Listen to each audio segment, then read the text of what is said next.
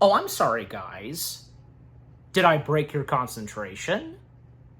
And you're watching this reaction right now? Say what again in the comments? Okay. Just something funny and to go along with what it is that I'm now about to react to. Well, you read the title, you know what this is. And with something else, once again, CinemaSins. Yes, guys. I am now finally reacting to the CinemaSins video. Everything wrong with Pulp Fiction in 20 minutes or less. This ought to be interesting. Yep. Well, here's the thing, because Pulp Fiction, I of course have seen it before. I'm glad I finally have. I finally did. Yeah. It's definitely one of Tarantino's top movie masterpieces. I'd say probably that would have to be up there right next to, say, well, I mean, Reservoir Dogs, Django Unchained, Inglourious Bastards, yeah, definitely that, Kill Bill, The Hateful Eight, and Once Upon a Time. You know, actually, because I read this where Tarantino has considered Once Upon a Time in Hollywood his personal favorite. I guess I'm guessing out of all of the 9 films he's directed, you know, just yeah, 9 to 10. But yeah, no, I mean, I'll take his word for it. I mean, yeah, because Tarantino never fails to bringing us some movie masterpieces. You know, people saying that. He's technically directed 10, because, you know, there were 2 Kill Bill films, parts 1 and 2. Well, here's the thing. Tarantino established that he views both Kill Bill films as one movie just split in 2 parts. You know what I mean? Just, yeah. And, because if it had all been in one movie, then, yeah, it would take all day to watch the entirety of it. Jeez, but, yeah. But, yeah, and also Death Proof, because, you know, I don't know, because the number of films of Tarantino's that are talked about the most, I'm guessing Death Proof might not be talked about that much. I don't know, like, I'm sure it would be, if any of you, of course, have seen Death Proof, and if Death Proof would be one of your top favorites of Tarantino's movies. Not to mention that Death Proof, that was part of a big thing where both Tarantino and Robert Rodriguez, they did this thing where they directed 2 movies and they were combined into one, and that being called The Grindhouse. And if you know about that, just, yeah. Because the one that Robert Rodriguez directed was, yeah, No, that's Tarantino's. Death Proof. Planet Terror, that's right, yeah. Not to mention that Tarantino, he's directed other materials, like a bit of TV. I think he did direct an episode of ER, but he also, most prominently, was a guest director, as he's credited in the film, Sin City. He directed that one sequence where the 2 characters, they're having a conversation in the cop vehicle. You know, if you know what I'm talking about, just, yeah. Well, not cop vehicle, but it's been a while since I've watched, and on account that I've reviewed, Sin City. But anyways, all right, so, yeah. So, yeah, because, you know, I mean, you notice that there was a jump cut because, I don't know, has this happened to you before? Because, might as well talk about it, but, yeah. Because for some reason not all the time I've noticed that there's been a couple of times where when recording, it would just freeze. Now, if that's happened to you before on account of the iPhones you have or something, yeah, please feel free to let me know if you know exactly what I'm talking about. But let's not dilly-dally on that, because, yeah, I am now about to react to whatever CinemaSins has to say /sin in 20 minutes or less on Tarantino's Pulp Fiction. Well, I have no doubt, of course, this will be fantastic. Yeah, and hilarious. All of the above, as you would expect from the CinemaSins videos. All right. And again, the fact, because, yeah, Pulp Fiction, it's a masterpiece. Everything from beginning to end. And it's not exactly in proper order, if you realize that, because different storylines happening, and they're kind of out of order. You know, just how they start off, and from there on. It's like when we come to Bruce Willis's character, and in his storyline, there's a moment where, yeah, John Travolta's character gets shot and killed by Bruce Willis. Accidentally, I presume. Yeah, so we see that. And then what we would see after the storyline with Bruce Willis's character is, we would then see Travolta and Samuel L. Jackson, what's going on with both of their characters. Yeah. And when it would lead to, say, the wolf. You know? You've seen the movie, you know what I'm talking about. All right. Not to mention that, Amy Plummer? Yeah, and Tim Roth, they're the first characters we see at the start of this movie. But once they whip out their guns at a diner, we would then see them towards the end of the movie. They are for the opening and the ending of this movie. And Sin City, since I mentioned Sin City, it went that same direction as what Pulp Fiction did. Now, I don't know if it was a coincidence or if Rodriguez and Frank Miller took inspiration from what Tarantino did. Well, on account that Tarantino being involved in Sin City, but I'm just saying, maybe if you know this, you can let me know in the comments section, or I could look this up myself, but still, by all means, let me know in the comments section. Okay, so here we go. Let us see what good old CinemaSins has to say /sin on Pulp Fiction in 20 minutes or less. In 3, 2, 1, let's go.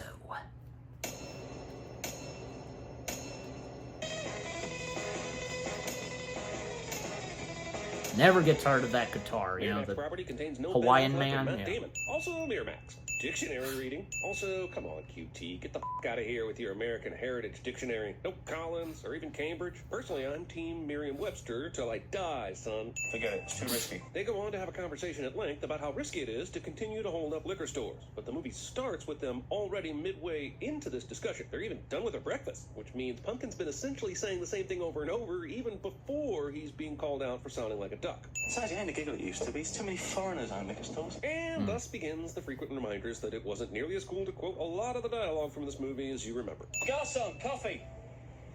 This place. Pumpkin begins talking about the secret plan to rob the coffee shop immediately after inviting an employee of the coffee shop over to their table. Nobody ever robs restaurants. Why not? Well, despite your robbery being generally successful, there are many reasons that people don't rob restaurants. There are multiple exits and entrances accessible for staff and customers, too many employees to handle who can hide or call for help. It's broad f***ing daylight, and this shop is all windows, and they don't even lock the front door. So why wouldn't someone even show up? And considering they were listing all the reasons not to rob the other places, they should realize this. It's little details like this that make this such a goddamn unicorn of a movie. No one would notice Vincent walking to the bathroom on their first or even probably second viewing. You don't realize that until... But I have to remove a sin. Having said that, it takes 52 seconds between Vincent walking to the bathroom and the start of the robbery. Attention to detail. And only 12 seconds when it's shown the second time. And sure, maybe there was a time cut that was necessary. And there they are. But if you're going to go to these lengths to show narrative consistency, you got to go all the way, man. Over 2 full minutes of opening credits. I don't care that Dick Dale and Kool and the gang both rule. This is too many minutes of opening credits. You know the show's on TV? I don't watch TV. Vincent is super aware of pop culture. Yeah, as evidenced by his how can I forget his knowledge of Jackrabbit Slims. And sure, maybe he only watches movies, but I refuse to believe he didn't catch any of those movies on TV. Come on, let's hang back. Now look, just because I wouldn't get no man a foot massage, don't make it right for myself to throw Antoine off a building into a glass motherfucking house. I mean, the idea that 2 gangsters are waiting until a precise moment to make their entrance and continue a discussion about foot massages is hilarious, and it's going to remove one sin from this movie. Now let me take a Hey, there we go, another one. You, Brett, right? What would have happened if Jules got this wrong? Would they just start immediately plugging away at it? That kind of makes me want to watch this movie Check out the big later this brain evening. on Brad. Jules 100% says Brad here instead of Brett, and it's always bothered me. You Brett truthers out there are convinced that he's just over-stylizing the correct name, and you can kiss my ass. I just want you to know how sorry we are that things got so f***ed up with us and Mr. Wallace. Yeah, what exactly got f***ed up, by the way? Sure, they have the briefcase, but it's not like they're in hiding or anything. They're in an easily accessible apartment, with the super important case barely hidden in the goddamn kitchen cabinet. Brett is a smart guy, so what the f*** happened here? There must be, like, nobody in this apartment complex who can call the cops when Jules shoots a guy, throws a table, and goes through a shouty dialogue with Brett. What ain't no country I ever heard of? They speak English and what? Jesus Christ, some of this movie's dialogue doesn't necessarily hold up, but this is just absolute gold. Yes, there we go, another sin removed. of the righteous Yeah, man. show respect to this Creative movie and rendition of Ezekiel Tarantino. 25:17 that is mostly wrong. But the thing he reads is at least 5 verses. He must have read the King James unabridged director's cut version. And you will know my name is the Lord. Damn, Nick. It's gonna be pretty hard to recruit for the Avengers if you take this tack with them. Why the hell did they need to unload on Brett? Jules took some couch guy out with 1 bullet a few minutes ago. Well, The extra gunshots are gonna intimidate his corpse. Boxers don't have an old timers thing. Hey, what about Foreman Briggs? Ali Spinks? Creed Drago? Okay, that last one may have ended badly, but I'm just saying, those old man fights still make a goddamn fortune. Oh, Vincent Vega, our man in Amsterdam. Jules Winfield, our man in Inglewood. Get your asses down in here. Ha ha ha! Now that you've been properly identified by your full name, title, and home location, you may enter this bar. I give you permission as the overly jovial bartender of this establishment. Ha ha ha! One in my belly, one in my lip, one in my clit, and I wear a stud in my tongue. Excuse me, why would you wear a stud in your tongue? Jody literally just detailed her vaginal piercing in a very sensitive area, but Vincent is curious about the tongue stud, and I guess he may not know what the love button is, but you gotta figure a guy that's given 1 million ladies 1 million foot massages has a better grasp on female anatomy. $3,000 is madman. Yeah, Tarantino and, As good as you say it you is, know, I'll come back and buy another showing 1,000. feet. So Vincent is a heroin addict, but he's an extremely high-functioning one? Other than him acting kind of buzzy on the way to Mia's, this incredibly powerful heroin barely affects him. Jesus Christ. I saw The Dirt on Netflix, man. That's way more potent than we see here. Hi, Vincent. I'm getting dressed. Narrating. Also, Marcellus and Mia have this house wired like 4 knocks, with a camera and Uma intercom Thurman. set up inside, but she has to leave a handwritten note on the front door? Even Jerry Seinfeld had a front door intercom in the mid-90s.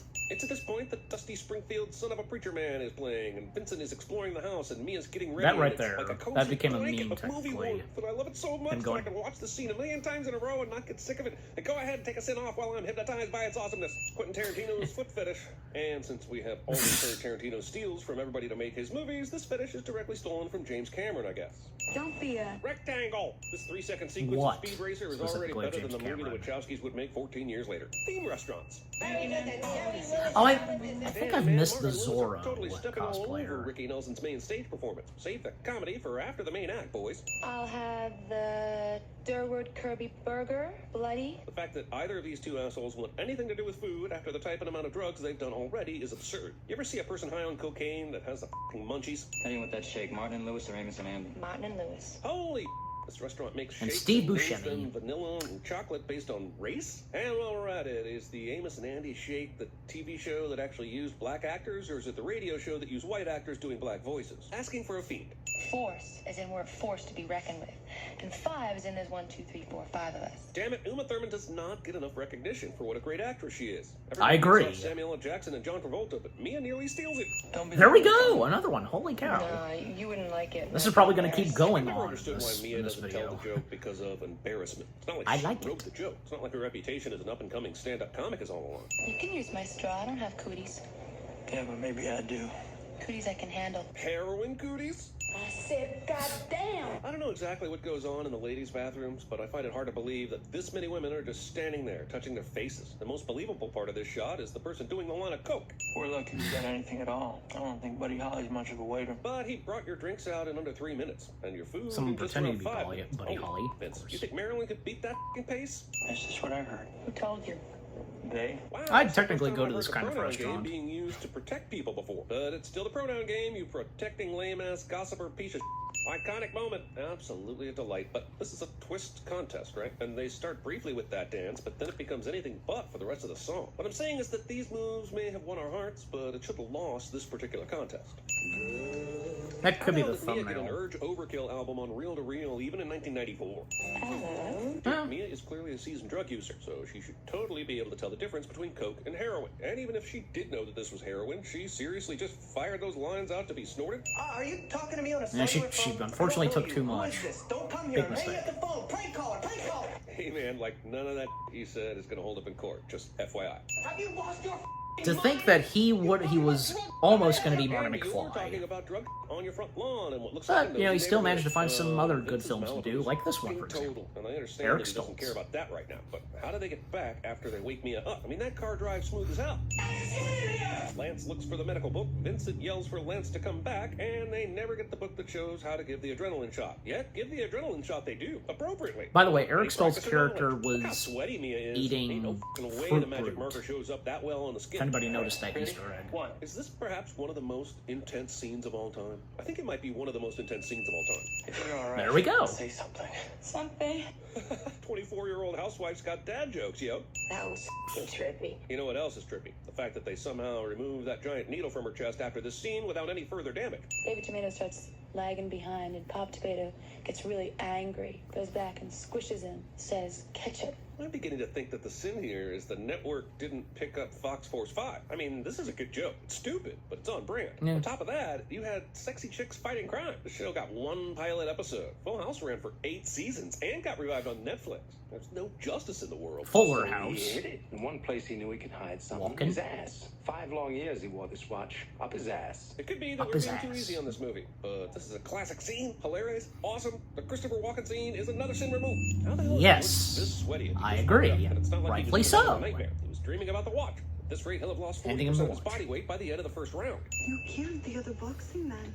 He's dead? It's not that I hate the gold watch section of the movie, and there are times where I really enjoy it. That's the name of the iconic segment, right? lines Gold like, Watch? "Will you give me oral pleasure?" and "I'm gonna get Obviously, you there all have to be your names ass," for these which are awesome. segments. It's just that it's not really essential to the rest of the plot, and the other parts are so much more enjoyable that you can seriously skip the entire section, and the movie's just as good, if not better. Trust me, I've done this several times. One thing about this scene that has always bothered me, and maybe it's just an old school touch Tarantino is putting on his fiction about Pulp, but it's this black and white rear screen projection throughout the ride. Next time I see you, we'll be on Tennessee. Well, if that is if you'd pay attention It's to the it. Eastern time zone. You go a little west and you're in the Central time zone. So Tennessee time is an abstract concept, and you're an asshole. I mean, it if just you think blends otherwise. in with the background of them driving on the road.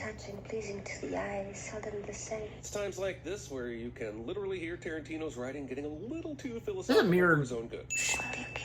She has a soothing You know / what? This sexy dialogue is voice too cutesy. in this Please give me movie. oral pleasure is something maybe a I'm just 72-year-old saying. grandma says to her gardener 3 days after her husband dies. Not something your French girlfriend says to you after you beat a man to death in a boxing French, ring. yeah. Not going Yeah, to she's bother with French. Bruce Willis's stand-up act here using the R word. But also, in 1994, Bruce Willis was supremely dedicated to finding ways of getting his out in movies, like in Color of Night. And while I'm sure there's a greater disparity in quality between an actor's 2 movies released in the same year, that's got to be one of the biggest. I'm sorry. We were sitting Color of Night, right? I'm gonna order a big plate of blueberry pancakes with maple syrup. This movie's over 2.5 hours, dude. I'm just saying, as great as it is, there's a Yeah, we lot of briefly unnecessary see a like little this bit that makes it run of that long. Bruce's wiener. Specifically reminded you not to forget. How was I supposed to say it? Either Butch didn't specifically remind her, or she's just plain airheaded. Doesn't matter. It's always bothered me that Butch didn't just bring the watch with him to the fight, mixed in with his other things. If this watch is so important that he's about to risk his life trying to get it back, then there's no On reason account of he his couldn't have brought it with him, late or at least father, put it in a place you where know? it was He lost his guaranteed that Fabian would bring it to the motel. Man, you can raise a ton of a ruckus in crowded apartment buildings and hotels in this movie, and no one says How does Vincent not hear any of this? Butch isn't making a ton of noise, but this is a small-ass apartment, and he's like 10 feet away. Also, Butch gets his f***ing watch, then proceeds to hang around and make toaster pastries. I know he's not supposed to be super bright or anything, but how goddamn dumb is this? It's one of the few things in this movie that rings 100% false to the situation and the character. Holy he killed him with an hour left in the movie. Of course, we flash back after this section, but when I Yes, first we saw do. this, my jaw hit the goddamn floor. Masterful storytelling. So, along with his Oscar for Best Screenplay, Tarantino also gets a send-off. Yes, there we go. Yet again. Premature celebration. It's unbelievable that Marcellus is out here. Good at old this very Vin moment. I know Rams. the idea is that since Jules retired, Vincent needs a new partner. But why does it have to be Marcellus? A while back, we saw Paul with Vincent, and it looked like he had been promoted from strip club bartender to whatever Jules was before he left. And while Marcellus told Paul to get the gang to scour the earth for Butch, it's still incredible that Marcellus decided to take Butch's apartment duty and just happened to They're be really carrying young, goddamn that Butch donuts and and coffee just when Butch got to this intersection. Kathy Griffin. And she You know, plays there was a big-ass herself. car wreck here several minutes ago, and now there's an active shooter in a highly public location. What I'm saying is that the police here are as notably absent from this movie as a non-casually bigoted white character. Bring out the gimp. The gimp's sleeping. This movie's insanity is about to hit some sort of certifiable psychosis vortex with the introduction of the Gimp. But why does Zed need Maynard to wake him up? Later, we're supposed to believe that the leather-bound Gimp wearing a mask with a zipper over its mouth is supposed to scream for help, while Zed does some pretty ugly to Marcellus in the other room. But honestly, I feel like the Gimp is simply introduced to test the audience's tolerance. Amy. Zed does the rhyme with racist origins and even says it the racist way. That makes him racist and a rapist. He's a racist rapist. I mean, seriously, the Gimp is worthless. He makes this scene more memorable and weirder, but he does absolutely nothing that makes sense here. I'm all about Butch getting the samurai sword here, but does this shop really not have any guns for sale? This is a pawn shop, right? Yeah, it is. Bad, boy. Butch would have to be an actual samurai to get Zed before he could get to the gun. Look how far away he is. You hear me talking, hillbilly boy? I ain't through with you by damn sight. I'ma get medieval on your ass. There is no Nice. me in you. Granted, Butch did Movie come back having and great save him, dialogue. but on the other hand, Marcellus is never in this situation if not for Butch. So I'm kind of torn on Marcellus just letting Butch go, especially after he basically stole all that money from him. The decision is reasonable, but I am not. Also, man, are people ever going to have questions for Marcellus when he tells everybody to stop looking for Butch? How does he explain that to his crew, to other gangsters? Get your we gotta go right now. If we don't split right now, we're gonna miss the train. Hang on, Butch woke up at 9 a.m. He then told Fabian that the train leaves at 11. So in less than 2 hours, he's freaked out Fabian about the watch, driven all the way to his apartment, did that stealth arrival routine, killed Vincent, Obviously, drove she most of the way back, got calmed down Marcellus, had the shootout in the later alley, on. did the whole Gimp Zed encounter, killed the two assholes, and drove all the way back to the hotel with time to spare to get to the station? Where did you get this motorcycle? It's not a motorcycle, baby. It's a chopper. Motorcycle semantics. Button flies. It's amazing to me that in the effort to be in character, Yeah, his Vincent didn't bother to pants check the are rest of the unzipped. apartment for other people. In fact, perhaps it's We all have that a habit where look we into forget to these zip our gangsters' pants. characters that maybe they aren't that good at their jobs. They should have. By the bought way, what's in shotguns. face may Spent rest in most of their peace. time debating on the meaning of foot massages. They could have looked for others inside the apartment, and later Vincent wouldn't have made the mistake of leaving his gun on the kitchen counter at Butch's. I feel like this shouldn't be a sin because it's a character thing, but my hands are tied. Die, you mother. Why'd this dickhead come out of the bathroom at all? We've seen that he's scared shitless. He's gotta think they're about to leave after unloading on Brett. It sets up a funny sequence of events, but it also makes no goddamn sense. We should be dead, man. Jules would be amazing at cinema sales. You want to continue Yep, this he would. theological discussion in a car or in a jailhouse with the cops? You two seem very uninterested in leaving a place where roughly 1,800 bullets just got fired. This is the first time you've even shown awareness of this issue. Okay, so I don't think anyone took the case when they left. I remember after Vincent closes the case, he immediately walks over to get in a position to kill Brett once Jules goes all Ezekiel 25:17 on his ass. After they kill him, there's a moment where we never see Vincent where he could have gotten the case. But when he admonishes Marvin for not telling them about the gunman, he doesn't have it. And Jules doesn't have it because we see him putting his gun back in his pants using both hands just before he leaves. Nobody goes back into the kitchen, so the case is still Maybe safe. there was a moment where they, one of them dashed back to, shit, forgot the case. Explain And, to you what a pilot is. Well, you gotta have an opinion. We won't show you the aftermath of Vincent's lack of gun safety here, but the windshield gets painted red, and apparently no one ever sees it. Later, Jules will say that they're on a city street in broad daylight, but I guess God is still playing his divine intervention games, except when it comes to Marvin. Also, once again, this sets up a great sequence of events, but what highly trained hitman talks to a motherfucker while casually pointing a loaded gun at him? Just doesn't make sense. I used the same soap you did, and when I finished the towel, it looked like no goddamn maxi pad. Curious to me that Jules, who just a few minutes ago told Vincent not to blaspheme, does it here in some offhand remark. I guess it's human to slip up, but I'm going to sin human nature, because this movie is going to have so few sins anyway. I don't need you to tell me. yeah, that's a good thing it Coffee does. is, okay? It will. Tarantino's acting versus his writing and directing. Is there a bigger talent gap? Discuss. Also, is this the worst performance by a movie director since Sofia Coppola in Godfather 3? She wasn't a director Oh my then, but God. still. It's the dead. No, Tarantino's good During in this scene, this. Jimmy will say the N-word 4 Not bad times in actor. front of Jules, all because he He's feels done more entitled than to do acting so. than just, And say, somebody cameoing in his someone's garage with a movies. dead body seems like it should give the homeowner carte blanche to say There's one movie he whatever did they want with, to somebody, he was but in no, alongside with doesn't. Adam Sandler. Shit. There was that, This is the and same of movie that course, the Marcellus one that meets he Vincent and starred Jules in at alongside the with bar. George In fact, it's just a Clooney, couple directed hours by at most before that Rodriguez. scene, but he's in a completely different outfit as he is there. And I guess you can make the case that the shirt's the same, but not the pants. He seriously changed his outfit before going into the office? It's 30 minutes Yeah. away. I'll be there in 10. Just because the Wolf drives fast does not mean he navigated LA traffic that fast, unless he was driving on sidewalks. The Wolf The being good at most likely legal time. consequence of this morning is Winston getting a ticket for parking in the middle of the f***ing street. I'm Winston Wolf. I solve problems. The Wolf is a great addition to the cast, and he definitely sees the situation with a calmer eye and all that, but this plan is pretty straightforward, right? They have to clean the car, put the body on the trunk, then clean themselves. The only real assistance Winston gives is to call Monster Joe, but he could have done that from the party. Boys, get to work. Please would be nice. I guess it fits Vincent's character, but this demand for a please has always rubbed me the wrong way. Like, even Vincent would realize this isn't a situation that demands politeness. One of the key aspects to this Bunny Bonnie please situation with sugar on top, is, clean the effing Bonnie. car. So when Jimmy gives their best linens away and suddenly has enough money to buy oak furniture, How does he explain this to her? Strip. All the way? Eh. To your bare ass. Quentin Tarantino's private conversations with Harvey Weinstein somehow made it into the final script. Hey, where the hell's the bullet hole in the back windshield? Holy sudden Julia Sweeney. Say goodnight, Raquel. Good night, Raquel. 35-year-old girlfriend's got dad jokes, yo. How the have I watched this movie a million times, but never noticed the adorable puppies in the background of this scene? And no, I'm not going to remove a sin here, because the movie should be much more puppy explicit than it is. So we're back where we started. That is not what she said last time, although it's close. And yeah, you could say the story is now being told from Jules' perspective, and it's what he remembers hearing, but I'm not buying it. God damn it, does Vincent seriously become deaf when he hits the head? There's a ridiculous amount of noise happening outside the door. I don't know, on account of the walls and the music playing. I'm gonna unload in your face. Accidental rhyming notwithstanding, this is a total I'm gonna count to 3 before I do something in a movie cliche. I mean, all the focus is on this one corner of the diner, and no one decides to leave throughout this whole standoff? You give that fucking Nimrod $1,500 and I'll shoot him on general principle. Now, I ain't giving it to him, Vincent. I'm buying something for my money. I'm giving you that money so I don't have to kill your ass. I guess it makes some certain sense in Jules' new worldview that he's giving Pumpkin this money as a trade for not killing him. But why does he allow him to take everyone else's wallets and valuables? This is a guy who's about to devote his entire life to God, and he's just gonna let these thieves take innocent people's money? And he didn't give Pumpkin the case because it didn't belong to him, but neither does all the other people's stuff in Pumpkin's bag. The truth is, you're the weak, and I am the tyranny of evil men. But I'm trying, Ringo. I'm trying real hard to be the shepherd. Samuel L. Jackson lost to Martin Landau in the 1994 Oscars, and I think Landau was great in Ed Wood and should be recognized. But Samuel L. Jackson in Pulp Fiction was the best performance. Whether you agree on that statement or not, I'm removing 5 cents for it. Yeah, and that's it. 85, not 84. Sorry. Why did the hero flush the toilet? Why? Because it was his duty. Wreck-It Ralph. I agree, and good thing he's on the same page too as I am.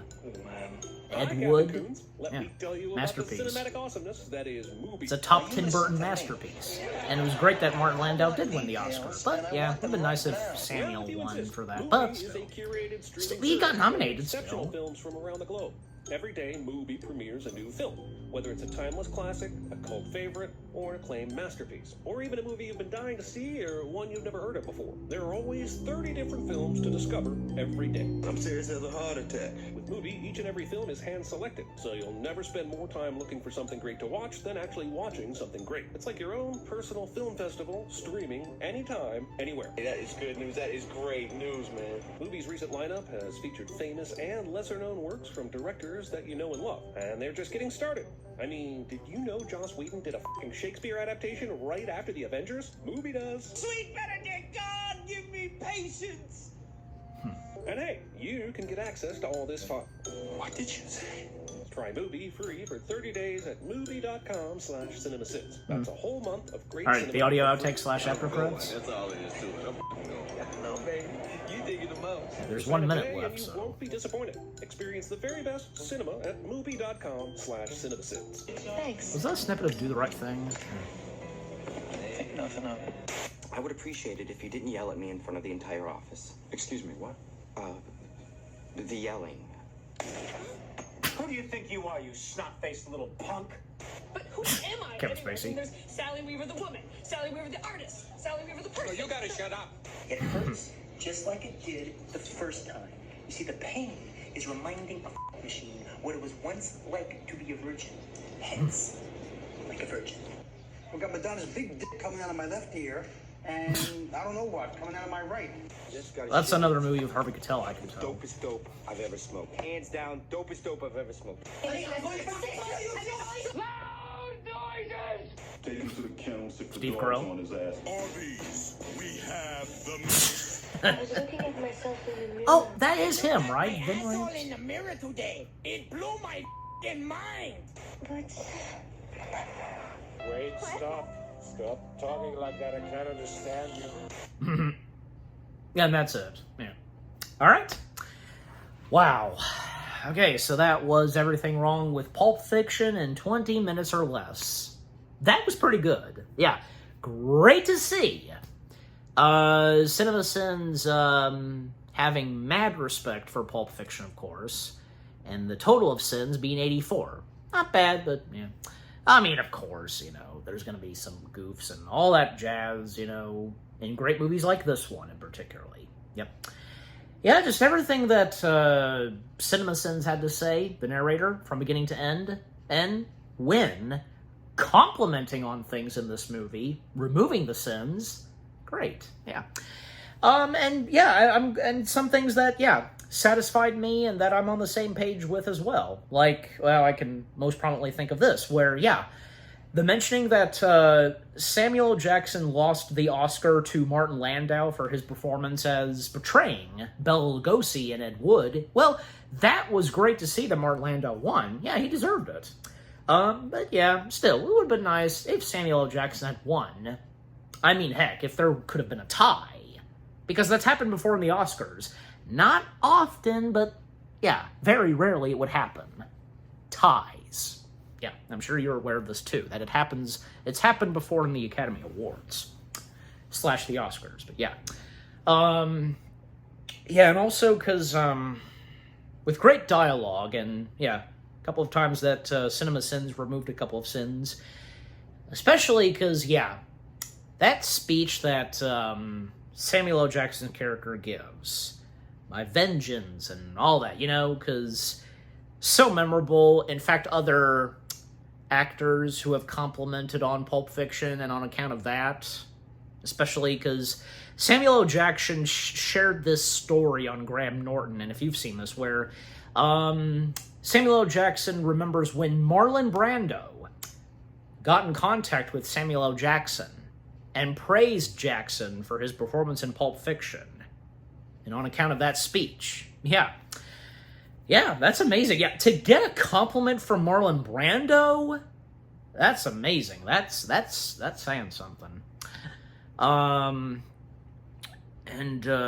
Also, anything else? Yeah, I mean, just a bunch of other great things that CinemaSins pointed out and removed sins and such.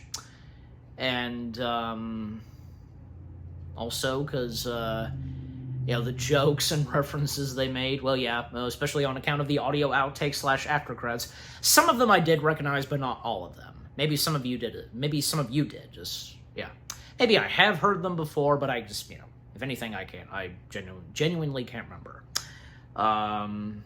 Just overall, the CinemaSins video itself of what they had to say, all, from beginning to end, all of Pulp Fiction, in 20 minutes or less, that was pretty good. I enjoyed it. And again, very pleased. They had a lot of positive things to say on Pulp Fiction. Mm-hmm. Yeah, and I've got to check out, of course I've got to check out more of the CinemaSins videos of them covering / sinning Tarantino's other films.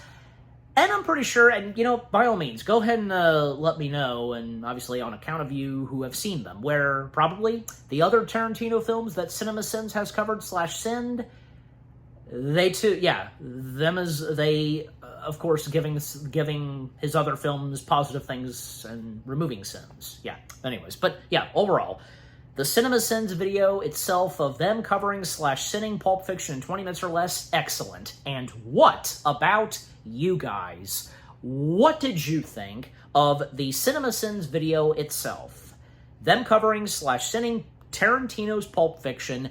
I assume, for any of you that have seen Pulp Fiction, what do you think of the film itself? Is it one of your top favorite Tarantino films? Your favorite moments, favorite characters, your favorite segments / stories that happen all throughout Pulp Fiction? Anything you agree and disagree with what CinemaSins had to say? And if you too, like me, being very pleased that, they were very positive on Pulp Fiction, maybe not the entirety of it, but still, removing a good chunk of sins, and the final total being 84. And did you get some good laughs, good jokes, and also with the audio outtakes / after credits, if you recognized any of those audio clips? And just again, overall, what did you think of the CinemaSins video itself with what all I've had to say, my reaction to it, and what did you think of my reaction to the CinemaSins video? Leave comments and give this reaction video a like, as always. And so, guys, with all that being said, thank you very much for watching. I hope you guys enjoyed my reaction to the CinemaSins video of everything wrong with Pulp Fiction in 20 minutes or less. More reaction videos are coming your way. They're going to be awesome. Keep looking forward, and I will see you guys in the next video / reaction. Take care, and until I react to more CinemaSins videos of them covering / sinning on the rest of, the library of Tarantino's movies, peace out.